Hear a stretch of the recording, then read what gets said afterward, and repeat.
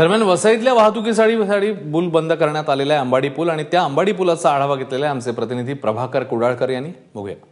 वसईच्या पूर्व पश्चिमेला जोडणारा हा आहे वसईचा अंबाडी रेल्वे पूल। हा 1981 साली याचं बांधकाम झालेलं 38 वर्ष हा जुना पूल आहे। आता हा याची जी डागडुजी करण्याची वेळ आलेली, कारण की ह्याचे कठडे जे आहेत हे जीर्ण झालेले आहेत, त्याच्यामधून पाणी हे झिरपत आहे आणि त्या खाली पाईपलाईन वगैरे ह्या सगळ्या गेल्या असल्यामुळे टोटली जे कठडं आहेत ते कधीही तुटून मोठा अपघात होण्याची शक्यता जी आहे वर्तवण्यात येते। यासंबंधी जे माणिकपूर पोलीस आहे, पोलीस विभागाने जे आहे PWD, रेल्वे आणि महानगरपालिका या तिघांनाही नोटीस देऊन याची दुरुस्ती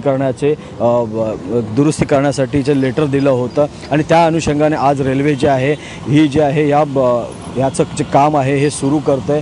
आपण बघू शकता की या बाजूला नवीन पूल जो आहे 2 वर्षापूर्वी बांधलेला आहे, त्या तिकडनं जो आहे आता दोन्हीकडची वाहतूक आहे ही सुरू आहे। त्यामुळे कुठेतरी हा पूल बंद झाल्यामुळे वाहतुकीवर ताण पडेल आणि वाहतूक कोंडीची समस्या आहे ही उद्भवू शकते। मात्र की हा जो पूल आहे हा बनणंही आवश्यक होता, कारण की अंधेरीच्या दुर्घटनेनंतर कोणतीही प्रशासकीय यंत्रणा जी आहे रिस्क घेऊ इच्छित नाही आहे। प्रभाकर कुडाळकर, ABP माझा, वसई।